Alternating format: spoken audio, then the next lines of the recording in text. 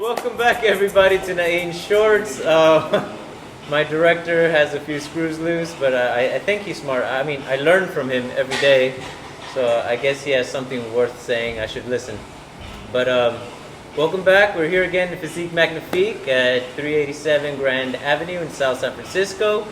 Everything you're hearing in the background, that's people working out, training, doing anything they can to better themselves. So if you need a place that feels like home, with a lot better equipment than we have at home, where you can get yourself healthier, stronger, faster, whatever it is your health goals are, come on down, check us out. I want to continue on the conversation that we were having last week. We talked about the idea of how do you take your strikes and make them fluid, but also off the cuff, just let them go. But what use is that then if you don't know what your opponent is doing?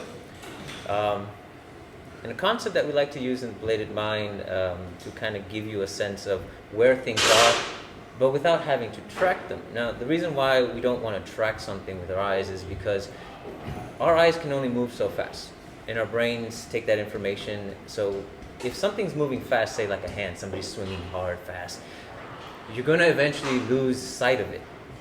And if you're constantly trying to figure out where it is after you do, you're probably going to get hit long before you can figure out where it is. So we like to use something called the third eye principle, where when our students play with one another, they focus in the middle of the forehead, because the forehead isn't really going to move much. It's always going to be in the same place, in the center of the head, of the face, in the body. So it's all in line with the center line, which in martial arts is a concept we use everywhere for many different lessons. But because we're able to focus on just one spot that isn't really moving, unless somebody's doing this with their head, in which case they're not very good fighters, and you probably should walk away from that situation as fast as possible. But it doesn't move a lot, which means everything in your periphery you're going to be able to see. And here's the fun thing that we don't usually talk about, and we describe it as such. A and B. You are A, and what you're trying to hit is B.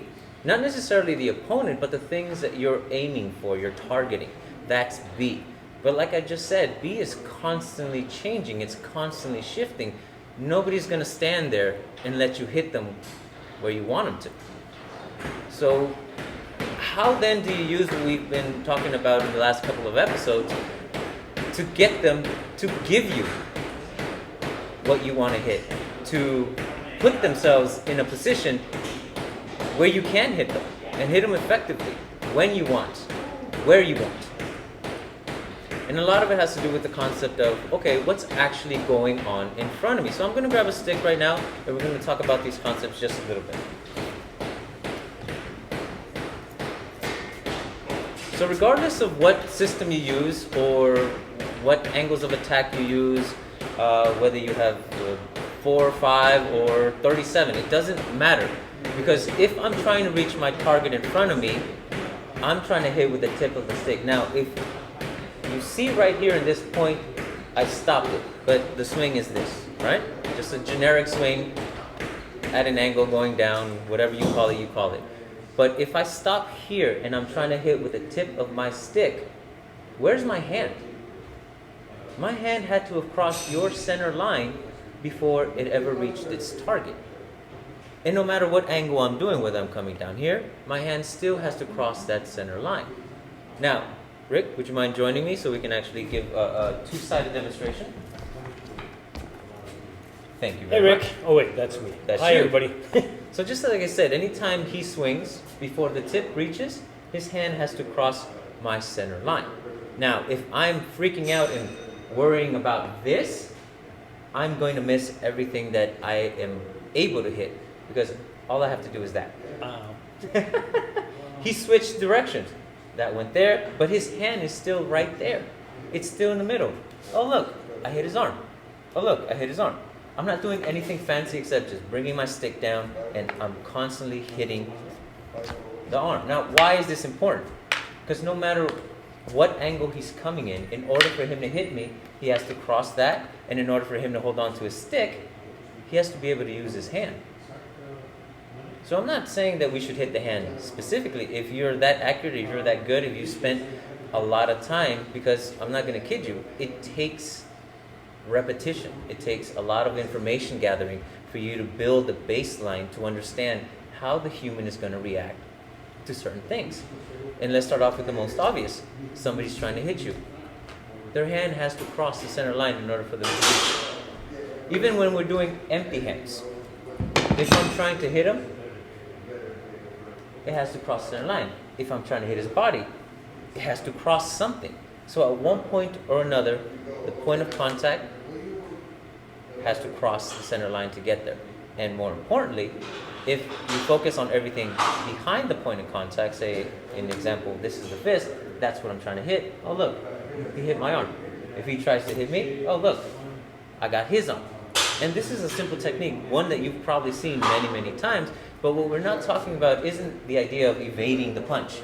Because even when you're evading a punch, you're focused on this not hitting you. You're not focused on, oh look, targets, targets, targets, targets, targets, targets, targets. I'm trying to get to B, but at the same time, he's trying to get to me. So his A is trying to get to my B. So if I can control where my A is going to be at any given time, then I get the better for it. But to give you even more of an advantage, why don't I get him to put the B where I want it to be? Hey, I don't want to fight. If I hold my hands out here, it is more likely he's going to attack me down the center. All right. Which means the moment he does, he's in range for me to hit him too. So all I have to do is make sure that doesn't hit me and get to what I want to get. Ouch. That's my B. Those are my targets. That was more my feelings situation. Yes, it is. And if we go back to the sticks, to the idea that we were playing before, if we create a baseline, even right now, see, neither of us are gaining anything, we're comfortable, he's confident, all of a sudden I changed something. I stepped in. I went closer. He's still dealing with the stick because that's what his brain said was working. Oh, I'm not getting hurt. Everything is fine. Everything is working. You change something. From that baseline, you've now gained the advantage, not only of the versatility of your strikes, but also where your opponent is. He wasn't moving anywhere. He wasn't coming in. But even if he does, if I'm aware that that's what he's going to do because he's trying to hit me, I'll keep him at bay. Keep him at bay. All of a sudden he comes in. Now I got something. It wasn't fancy. It wasn't spectacular. It was direct to the point. Lucky shot. It is lucky shot. Thank you very much, Rick. Here. Appreciate it. So the idea isn't how fanciful can I do something, how many techniques can I get under my belt so I can be prepared for every possible situation. It's more along the lines of realizing what the situation is. No matter what the person is throwing at you, whether it's a knife, whether it's a fist, a phone, a stick, a bat, a sword, it is all driven by a part that can't move very fast or out of the way, and that is the entire human body. Now that's your targeting right there. But what becomes even more beneficial to you is understanding what's going on in their head.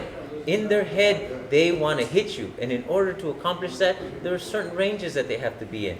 They have to cross certain parts of your body on your side before they can actually hit you. And if you can focus on those things and start seeing the connecting pieces, then eventually you don't even start looking at the stick, or the stick disappears. All you see is the arm behind the fist, behind the hand. Oh, there's a shoulder. Oh, there's a face. Wait, I moved out of the way, but now my left hand can reach their throat. If I focus so much on what was about to hit me instead of what's available, then I'm constantly going to be catching up and constantly on the defensive. This is a very aggressive concept or idea, only because you are now in a proper range to get something out of it, to make contact, whether it's to stop them from hurting you, or is it to destroy what's trying to hurt you?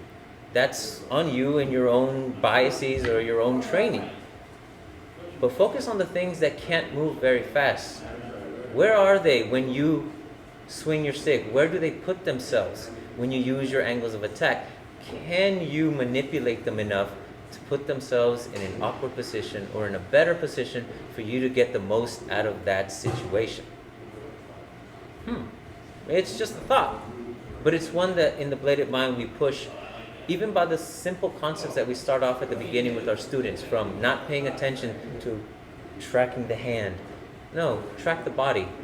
Because no matter what, if you're in front of them and they're trying to hit you, they have to cross their own body, and that means they have to cross your center line in order for them to get there.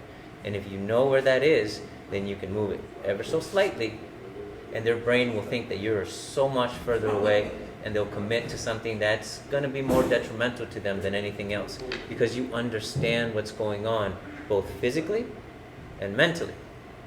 So, thank you again for joining me on Nain's Shorts. I had a wonderful time. Any questions, concerns, please let us know.